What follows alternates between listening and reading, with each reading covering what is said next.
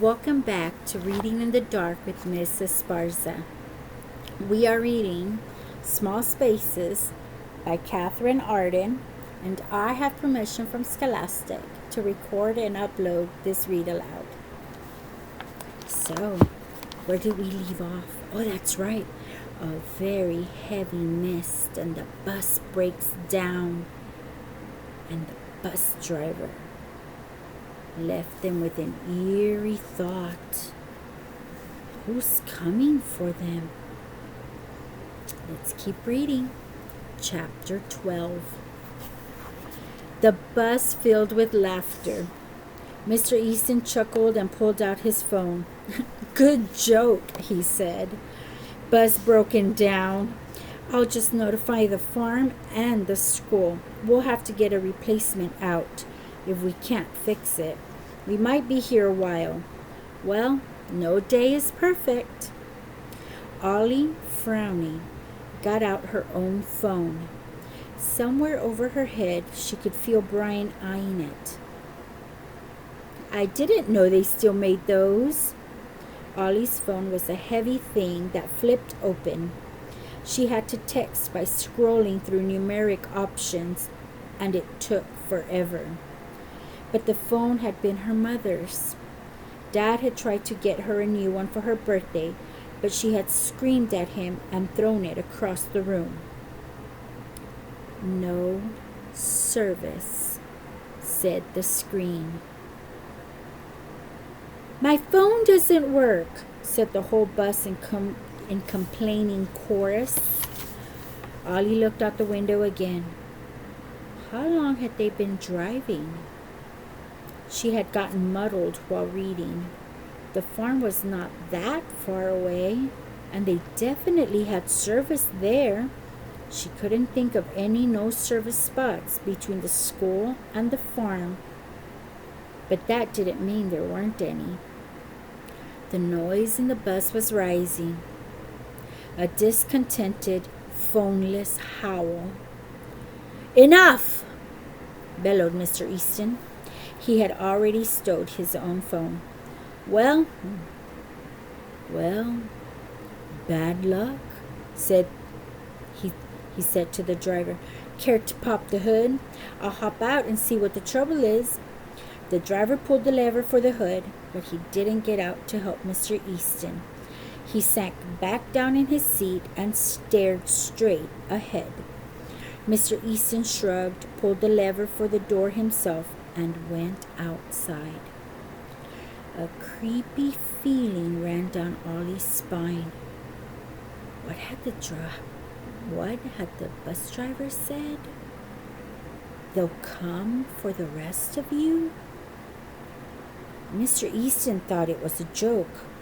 Ollie remembered the driver whispering in the graveyard, and she wasn't so sure. The inside of her window was fogging up. Ollie reached over Brian, wiped the sleeve of her sweater on the glass, and looked. The trees were bare. The road stretched away flat before and behind them. The grass between the road and the forest was long and wet and flopped onto the asphalt. How long until dark? The overhead lights flickered. Ollie felt a cold tug of memory. Hadn't Beth said something about candles flickering? But this was totally different, she reassured herself. The bus had broken down, and that is why the lights were blinking. What time was it? There were only dashes on Ollie's phone where the time should have been. Ollie's watch was also a compass and an altimeter. It had been her mother's. Ollie glanced at it, but only out of reflex. Ollie's mom had worn it the last day, and it didn't work anymore. The watch gave wildly varying altitudes and completely inaccurate times. The compass did not point north. Now there was a countdown where the time should have been. 45, 02. And just below that, the digital readout said RUN. Run. In gray letters, flickering like the lights. The word gave Ollie a strange, sharp jolt. She looked back toward the front of the bus. Mr. Easton was still outside. The driver hadn't moved. Maybe the bus would be moving in a minute. Or maybe it wouldn't. Ollie grabbed her backpack so that Phil couldn't put a frog or something in it.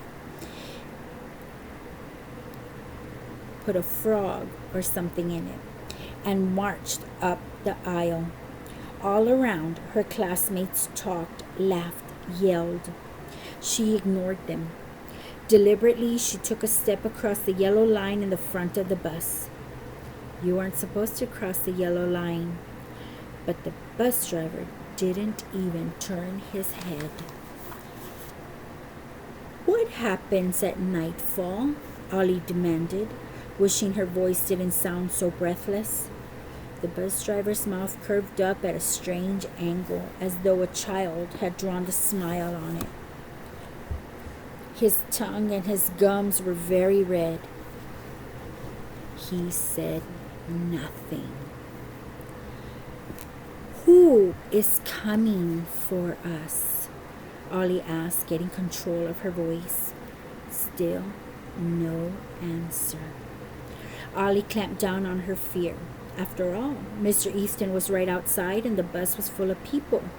From the front of the bus came a series of loud bangs and some unteacher-like swearing. Suddenly, the bus driver said, "Can't tell you. Already told you too much." Won't tell me, Ollie thought. Not can't. She remembered lunchtime. The driver's vast plate of food, his red, biting mouth. Maybe. Are you hungry? This time the driver turned to face her. Ollie got a terrible shock. His eyes had turned white as an egg, pupilless.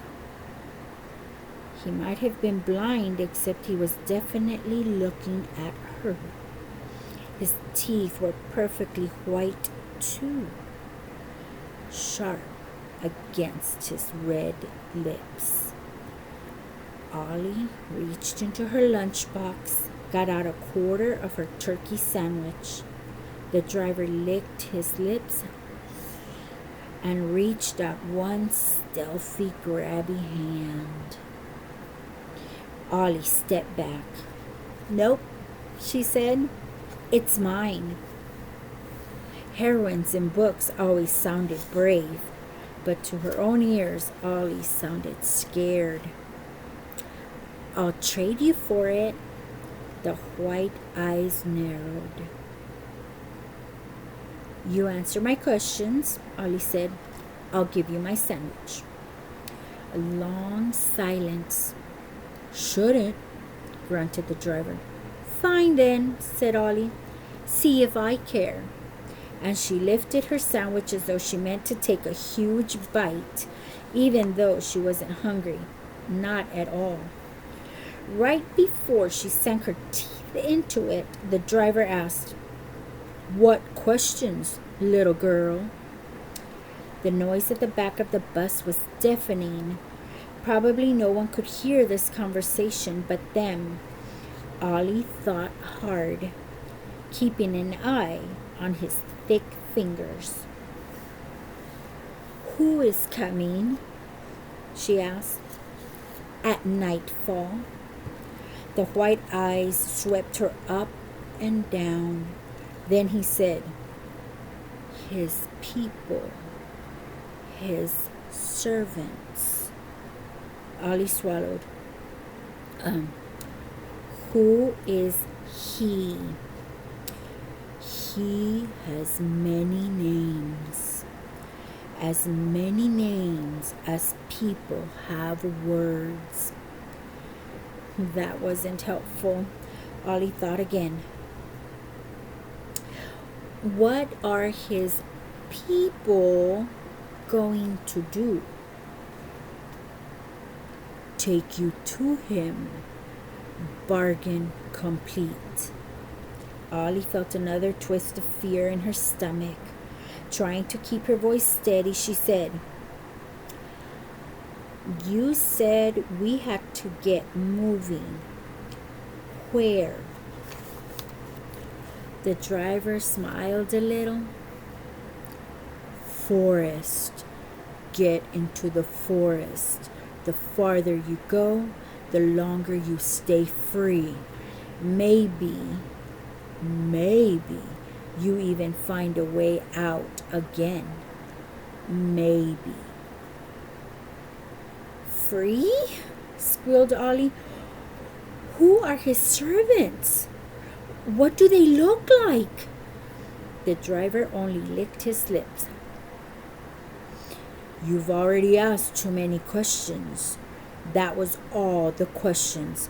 I can't answer any more questions." His eyes skipped to the windows, to the kids in the back of the bus, and back to Ollie. "You run fast, run far, and maybe you'll get out in the end. A few do." He looked again at her classmates in the back. "They are lost already," he said with a jerk of his chin. "They just don't know it." "Lost? They're not lost. They're on this bus," Ollie snapped. She was getting scareder and scareder. The driver only shrugged. "Give me food, little girl. I answered your questions." His thick fingers reached out, fluttering like spider legs. Ollie's fingers were tingling with a slow dread. Numbly, she handed over the sandwich. Was he lying? Why would he lie? But arrange for the bus to break down just for a joke? That seemed ridiculous. And those white marble eyes?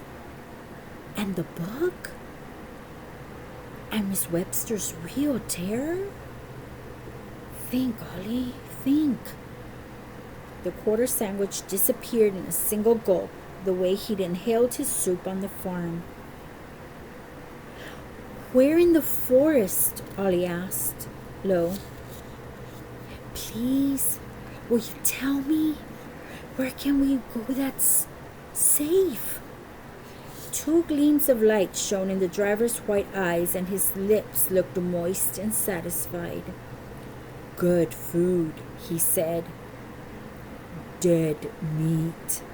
Cold, but good. I said too much already.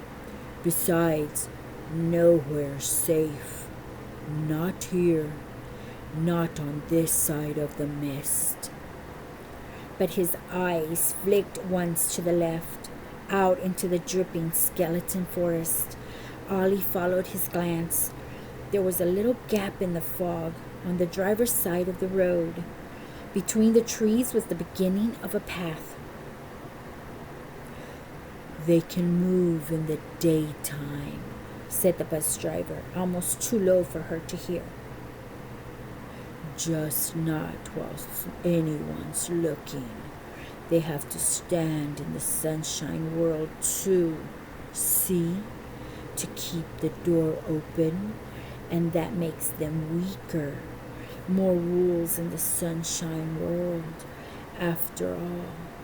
But on this side of the mist, at night, there's only his rules. They'll grab you if they can. Now go away." Mr. Easton came bustling in through the door of the bus.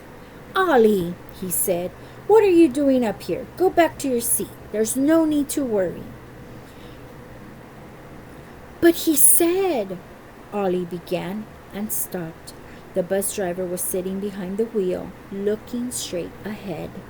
Now he seemed perfectly normal. "Thanks for the snack," he said. He crumpled up the wax paper, dipped his head to lick his fingers, and seemed to peer slyly at her beneath his eyelids. "That was nice of you, Ollie," said Mr. Easton, looking surprised. "To think of the driver, but better to go back to your seat now. Off you go." "But he—" Ollie stopped again. Mr. Easton looked just as he always had, cheerful, red-faced. Suddenly it seemed ridiculous to imagine monsters in the forest, to imagine that her book was anything but a story. The bus driver was joking. Her imagination had gotten away from her, just like her dad always said. Ollie went back to her seat. Mr. Easton was talking with the bus driver, although Ollie couldn't hear what they were saying. Finally, Mr. Easton said to the 6th grade, looking irritable, "Well, phones don't work, and I'm not having any luck with the bus. I'm going to just nip back up the road to the farm and call for help from there." "Mr. Jones here," Mr. Easton gave the driver an annoyed look, "has a bum ankle. I'll have to make the walk. Shouldn't be more than 20 minutes. You all mind the driver and I'll be back before you know it. Anyone who tries anything at all while I'm gone will be in detention until Christmas." He popped out of the door. Ollie wanted to warn him, but warn him of what? She didn't say anything. The thud of Mr. Easton's footsteps went the length of the bus, following the way they had come. Then the sound was lost in the fog. Just like that, they were alone. A hush fell on the bus. Ollie peered out the window, but couldn't see Mr. Easton. It was as though he'd been swallowed. The mist was creeping closer. Mike and Phil began busily sticking Coco Zintner's long hair to the back of her seat with a wad of chewing gum. The lights flickered again. Ollie's watch chimed once, softly against her wrist. She glanced down. 39 minutes, 22 seconds. Set the countdown now. R-U-N. Run, said the compass display, flickering. Ollie's mouth was dry. Go out into the gray evening, into the misty forest? Run, still flickered beneath the cracked screen. Overhead, the lights wavered. The driver sat perfectly still. Coco began to move her head in confusion.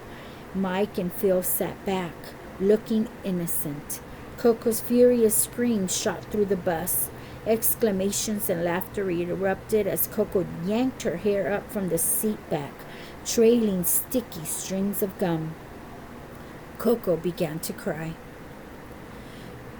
I could warn everyone, Ollie thought. But warn them about what? She was shaking with nerves and indecision. She looked out the window again. Straight ahead was the road. To the right was the forest. Out the left-hand window was a vast, whispering cornfield. Ollie's stomach jumped. The field was full of scarecrows. Were there more of them? No, impossible. Not impossible, Ollie thought shakily. Very improbable. Ollie checked her phone one more time. No service. Well, she thought determinedly,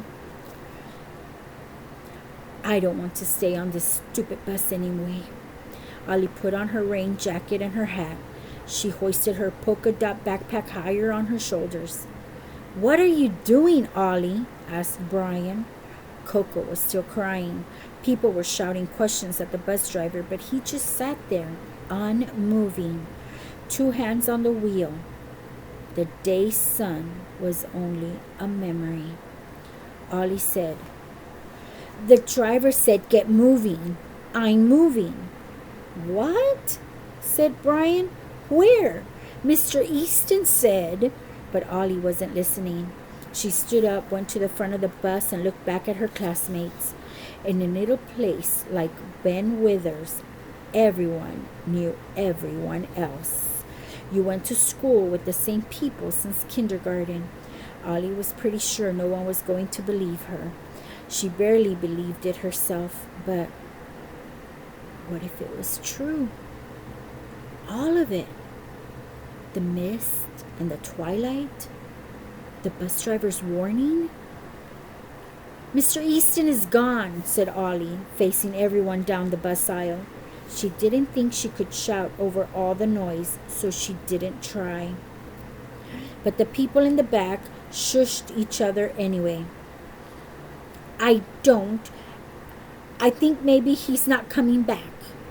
A startled pause, and then they laughed at her, or just rolled their eyes, or looked concerned.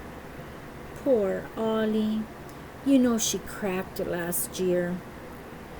"Come on," said a blurry chorus of voices.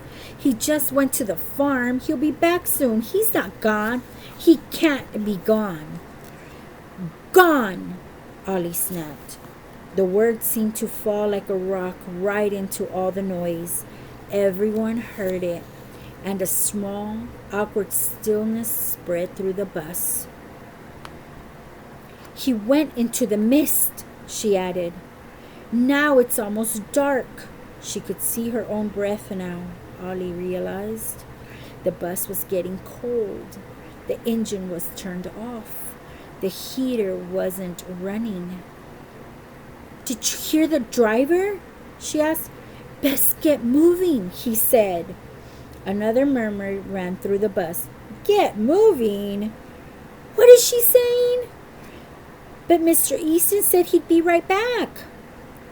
"Oh, it's just Ollie. You know she—" "Our phones don't work," Ollie said, her voice getting stronger. "I don't think Mr. Easton is coming back. And I don't think whoever comes will want to help." A few people were smiling as though she'd made a good joke. Others looked concerned.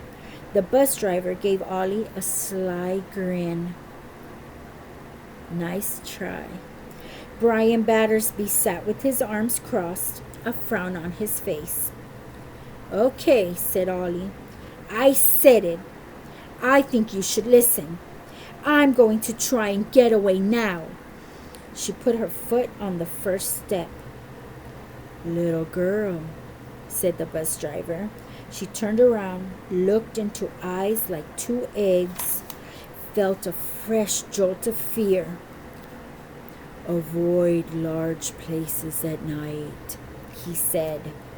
"Keep to small." "What does that mean?" Ollie demanded. The driver looked all around and then whispered so that she could barely hear. "They are strong at night. Remember? They have clever, grabbing hands, but stiff, and they can't grab you if they can't reach you at night." "Who are they?" Ollie whispered, but the driver didn't answer. He only reached out and pulled the lever that opened the doors. It was getting darker. The trees dripped, although it wasn't exactly raining. More of a thick, sticky mist, like being inside a cloud. Ollie had been inside a cloud once. Her mother had taken her paragliding. Her mother loved flying, any kind of flying. Her father had said, "No, Ollie is too little." But her mother had only said, "Don't worry, Raj," and taken Ollie anyway. Ollie's mom wasn't scared of anything. But maybe she'd been scared on that last flight in the little single engine. Ollie dreamed of the crash, even though she hadn't seen it. She hadn't seen the fire afterward or the bits of broken planes stuck in a tree. the things that haunted her nightmares. She only overheard her relatives talking about it. Her father had brought the cracked watch to her at school, holding it tight in his sweaty fist. He'd sat her down right there on the bench next to the hickory tree. Ollie had heard him out, not saying anything. Heard him out until she couldn't bear to listen anymore, and then she yelled and grabbed the watch and ran for her bike, pedaled to their house, never mind the freezing rain. She had run upstairs soaking wet, shivering, to hide in her window seat. She hadn't cried. She couldn't bear to cry.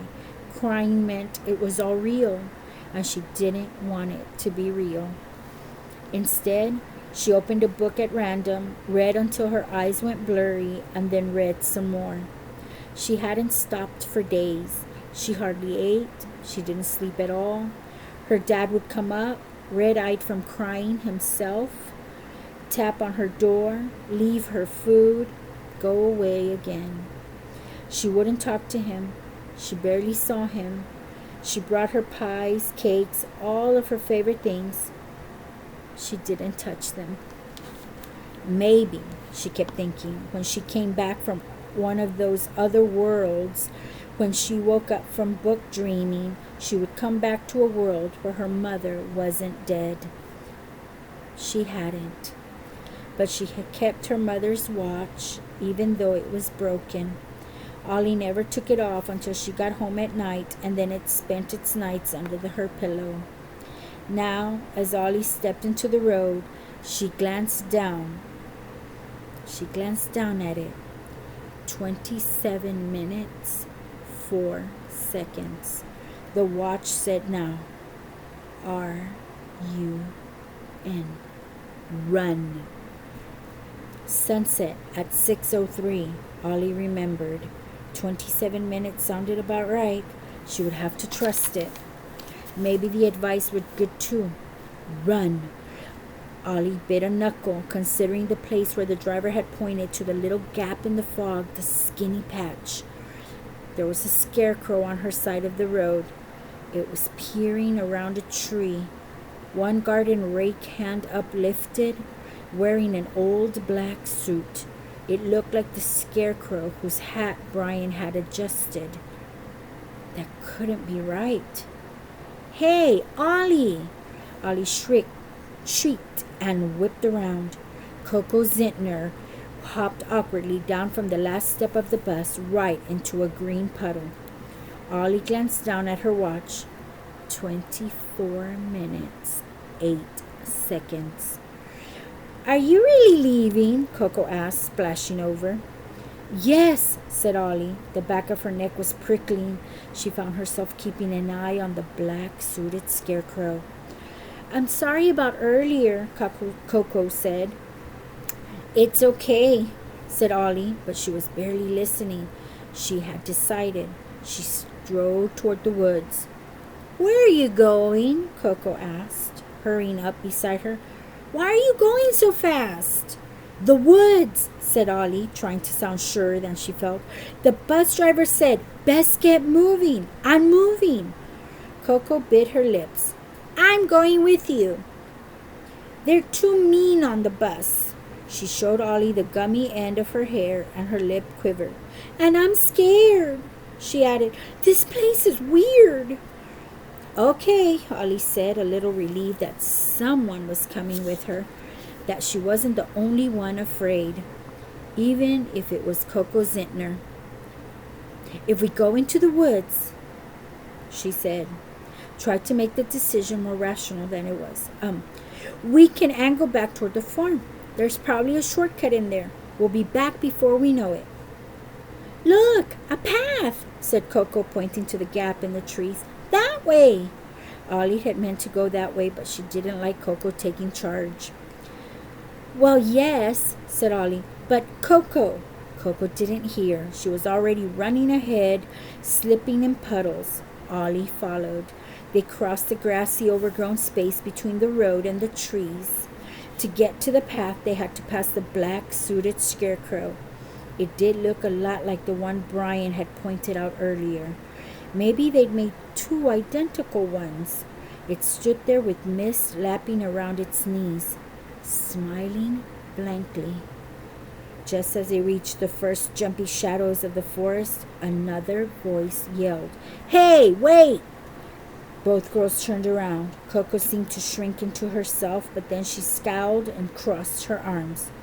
"No boys allowed," she told Brian as he jogged across the asphalt. Brian raised a brow. "This isn't summer camp, Coco Puff," he said. "Have you two completely lost it? Mr. Easton said to wait. He's coming right back. You're going to get in so much trouble." "I don't think Mr. Easton's coming back," said Ollie. "It's almost dark." "Don't call me Coco Puff," said Coco. Her blue eyes had filled up. She stroked her wounded hair. "So what if it gets dark?" said Brian to Ollie. "Way smarter to stay inside in one place. Someone will come tonight, but the woods will be cold. You could get lost, break an ankle, fall into the river. Don't be dumb." Ollie knew the same things Brian knew about what could happen to someone alone in a forest at night. He saw her hesitate. "Okay, now you're getting it," he said. "Come back to the bus. They're all in there saying you've lost it, but I don't believe it. Come back to the bus." Ollie looked down at her watch. 18 minutes, 3 seconds. R-U-N. Run. The word still wavered under the watch's cracked face. "No," she said to Brian. "We have to go. Now." She headed for the woods again.